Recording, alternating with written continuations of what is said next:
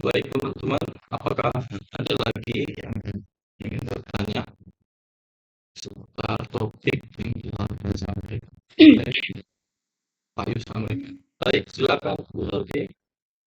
Assalamualaikum warahmatullahi wabarakatuh. Waalaikumsalam warahmatullahi wabarakatuh. Izin Pak Yusfamri, tadi kan ada keunggulan, ada kelemahan kan Pak dari tafsir tematik tadi kan Pak Amri. Boleh nggak dicontohin tentang ayat atau kasus yang menggambarkan tentang kelemahan dari tafsir tematik tadi, Yus?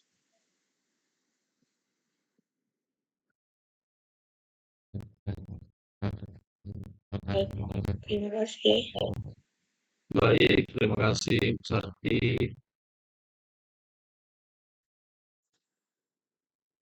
Untuk pertanyaannya, apakah sudah jelas Pak Yushamri? Iya, Bu. Langsung ke belakang. Nanti.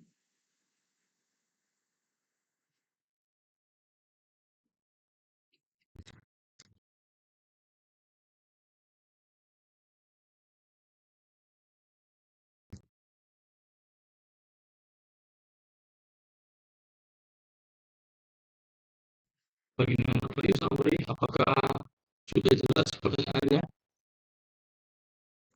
Terus jawab ya. Yang pertama dari Musdil.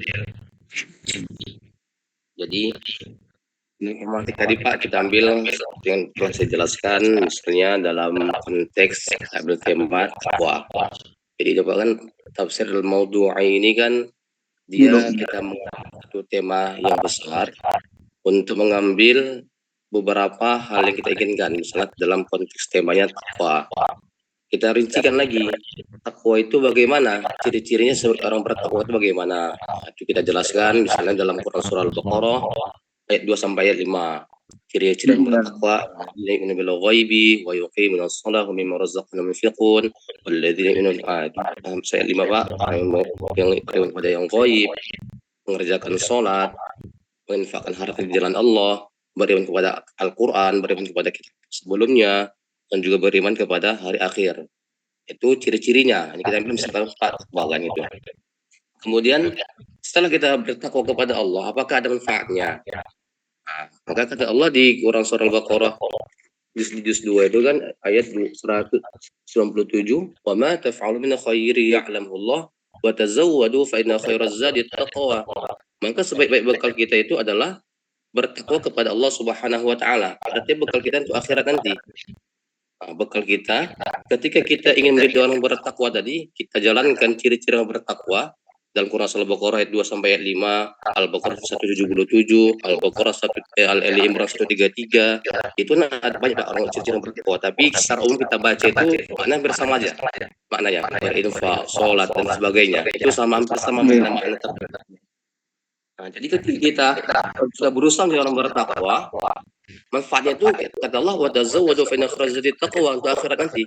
Bekal kita untuk akhirat. Artinya kita tahu setelah wa mal hayatud dunya illa la'ibun wa lahu kullu nafsin dha'iqatul maut. Artinya hidup ini hanya sementara, permainan semua gurau, dan kita pasti akan mati. Bagaimana bekal kita untuk akhirat nanti supaya kita mendapatkan bekal yang terbaik? Itu fungsi untuk akhirat. Fungsi untuk dunia ada nggak? Ada juga. In akramakum 'indallahi atqakum. Dan di surah Al-Mulk, wa may yattaqillaha yaj'al makhraja. Orang-orang yang bertakwa itu Allah berikan jalan keluar.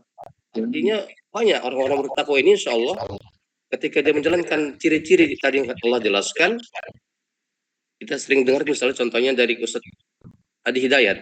Ketika orang-orang bertakwa itu Allah berikan jalan yang Gimana yang menghami wa may yattaqillaha yaj'al makhraja itu. Contoh kecil seperti misalnya dalam suatu perjalanan naik kendaraan kita, naik kereta, naik mobil, naik apa namanya itu, naik kuda, apa, masing-masing kita kan. Nah, tapi ketika di jalan itu misalnya ada macet tuh Pak, macet kali, atau bahkan banjir, mungkin di antara kita juga pernah merasakan ya. Tapi ketika kita suatu kondisi tertentu, ada suatu petunjuk, belok kiri aja, nggak usah lurus, dan dipaksakan supaya nggak kena macet atau nggak kena banjir. Itu pasti kan di antara kita atau bahkan kita semua pernah merasakannya. Iya, alhamdulillah ya, saya jalan belok kiri, belok kanan, akhirnya jalan mulus. Ini salah satu fungsi orang-orang bertakwa. Wa may yattaqillah yaj'al makhraja. Itu Pak tadi khususan dalam tafsir tematik kita bisa paham dari mulai akhir sampai awalnya, dan kita lebih mudah untuk memahami satu ayat dalam tema yang kita inginkan. Bebas tema-tema yang lain tinggal kita himpun. Saya ingin tema-tema dalam sosial. Apa misal contoh kajian sosial? Wa ta'awanu 'alal birri wat taqwa wa la ta'awanu 'alal itsmi wal 'udwan. Nah, kata Allah boleh tolong menolong tapi dalam kebaikan dan ketakwaan. Tapi nggak boleh dalam hal dosa. Kata Allah kan serta menolong. Sudahlah, ada orang tidak tolong, saya tolong. Ada pencuri, kita tahu dia pencuri. Pak, tolong Pak, saya masuk ke rumah supaya saya nggak dapat sama orang warga. Saya mencuri. Kira-kira apa yang harus kita lakukan? Apakah kita menolong dia? Enggak. Wala ta'awan 'alal itsmi wal 'udwan. Dalam hal dosa, dalam hal keburukan nggak boleh terlalu menolong.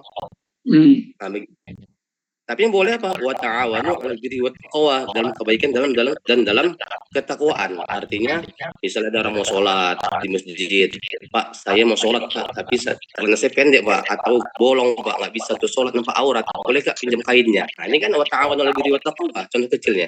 Kita tolong dia, kita berikan kain, berikan celana yang layak atau sebagainya. Itu kira-kira Pak dalam contoh tafsir tematik Pak dalam hal takwa dan sebagainya. Alhamdulillah Pak, terima kasih. Alhamdulillah. Alhamdulillah.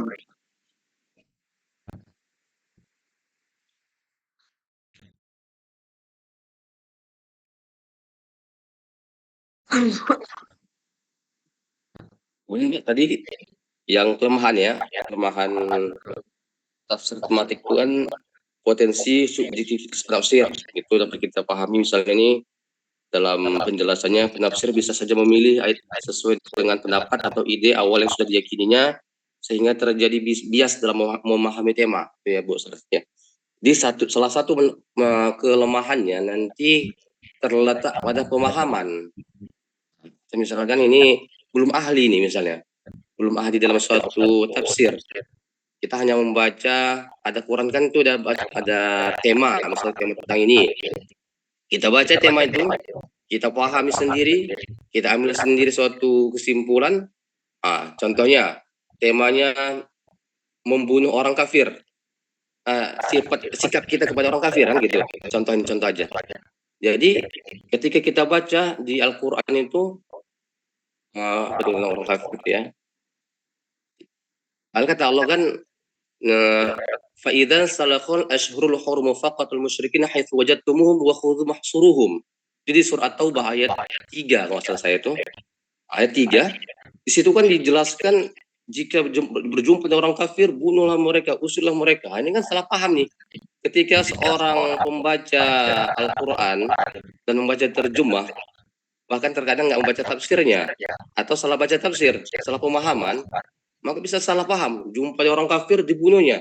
Padahal di surah yang lain dijelaskan, la yanhakumullahu 'anil ladzina lam yuqatilukum fid dini wa lam yukhrijukum min diyarikum an tabarru wa taqsitu ilaihim innallaha yuhibbul muqsitin. Innama yanhakumullahu 'anil ladzina qatalukum fid dini wa akhrajukum min diyarikum wa dhaharu 'ala ikhrajikum an tawallahum.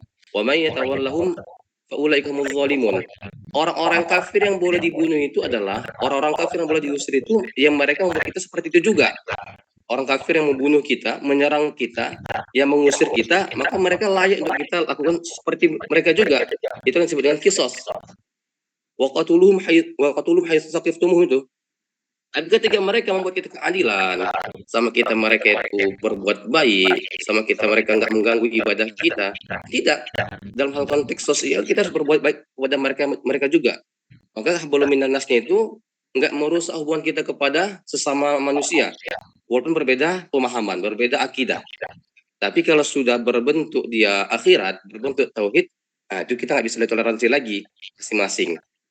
Nafsi Qul ya ayyuhal kafirun la a'budu ma ta'budun, la ikraha fid-din. Kalau kita yakin dengan agama kita, agama Islam, kita kuat dengan agama kita, mereka beribadah dengan agama mereka, silakan mereka beribadah sesuai yang mereka yakini, tapi kita yakin mereka adalah orang yang salah dalam konteks tauhid, dalam konteks sosial. Maka dalam konteks ini yang tadi